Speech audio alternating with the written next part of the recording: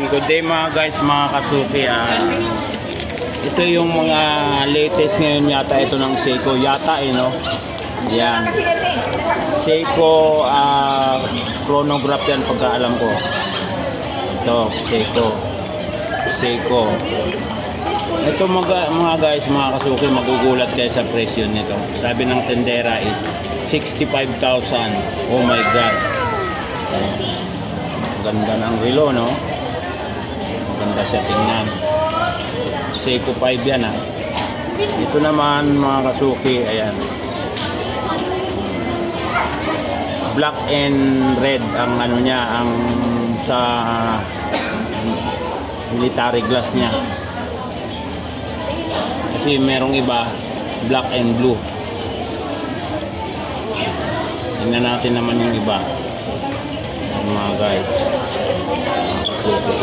marami talaga mga labas ngayon ng mga Seiko.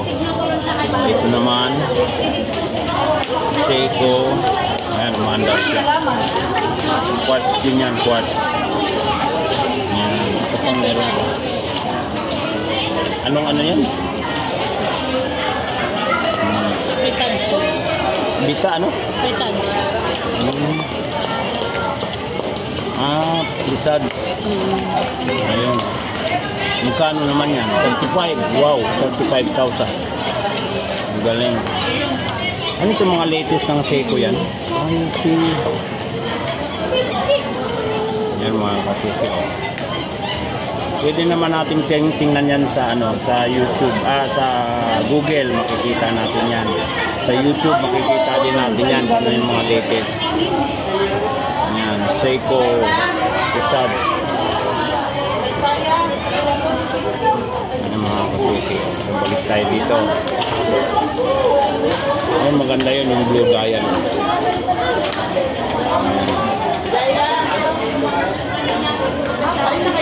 Tapos ito naman yun yung itim.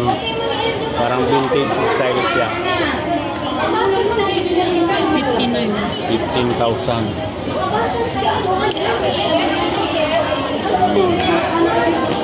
Yung isa against the lights tayo. Yung isa naman black dial, ang mga number niya is kulay green. Yung mga kasuko. Yun o. Pareho lang siya ng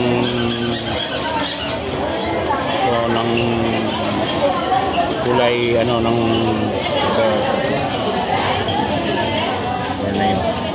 kulay gold. Yun naman yung kanina ay silver, ito naman gold. Pero ako mas pipiliin ko yung silver. Mas maganda yung presentation ng silver. Ayan. So ayan ito ang pangalan nito, Prostek. Ayan pa, meron pa dito sa ibabaw mga kasuki. Ayan. Ito namang isa, kita yung balance wheel niya. Ang seconds katabi sa balance wheel. Nakakonekta yan doon sa escape wheel mga kasuki. So, Presage, Seiko Presage. Ayan. At least meron tayong mga idea o may idea kayo mga kasuki. Ano yung mga latest ng Seiko ngayon.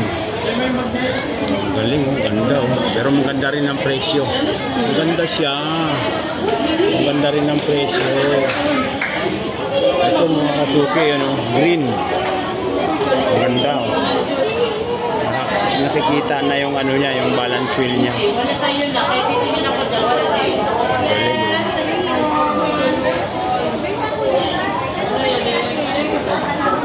Yeah.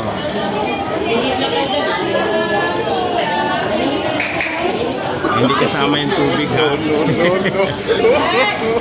Ayan mga guys. Seiko. Pag talagang Seiko yan, mga matitibay yan mga kasuki. Kasi siyempre pag sinabing Seiko, Japan yan. Japan made. Mastered by Japan. Marami na rin gumagawa ng Seiko mga kasuki. Yung Thailand yan, Singapore, mayroon yan sila. Pero mas durable ang gawang Japan. Yun. So yun. Ngayon titingin naman tayo sa iba. Ayan, ito mga Valentino. Ayan. Maganda rin itong Valentino. Valentino, tsaka QQ. Yan, okay yan. At tsaka Unisilver. Yung mga makina niyan ano, 2030 ang mga machine yan.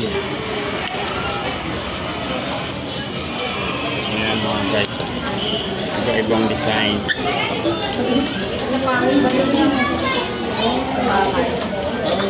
Maganda. Mga pang babae naman ito. Kasi yung kanina yung mga Seiko, mga pang lalaki. Mga Suzuki. Meron pa dito sa taas, mga Valentino. Ito naman mga pang lalaki, mga Valentino.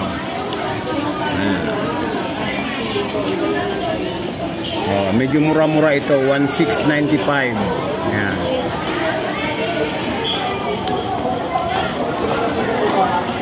Ayan mga Suzuki. O itong isa, yung nasa ito mga Kasuki yan,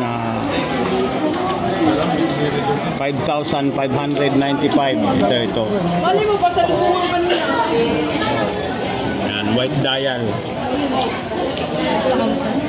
Na ang ring niya, ang ring is black, is 5,000 yan. Okay. So ayan, Valentino.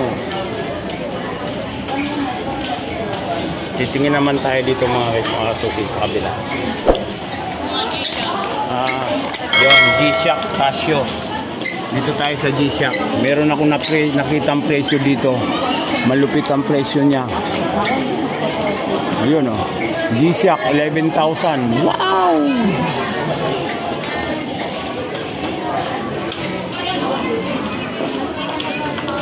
So ang presyo niyan hindi nagkakalayo mga Kasuki. Ayun, merong isa ito. Itong green. Yan. 9,000. Wow!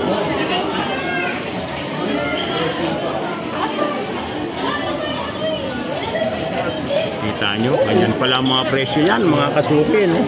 Ang lulupit. Yan, ito naman Casio. Casio, Japan din yan.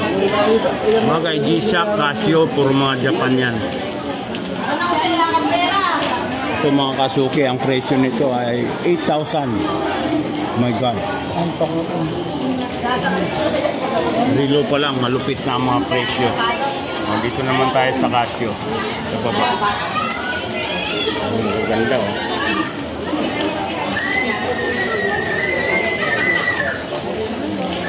Malupit.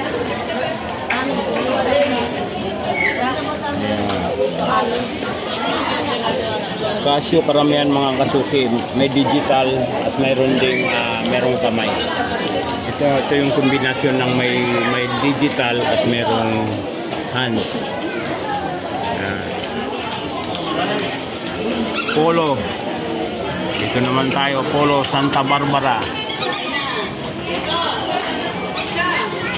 Ayan, quartz din yan mga Kasuki.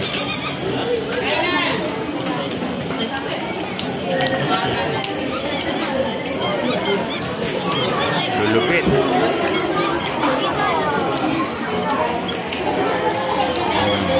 Ito.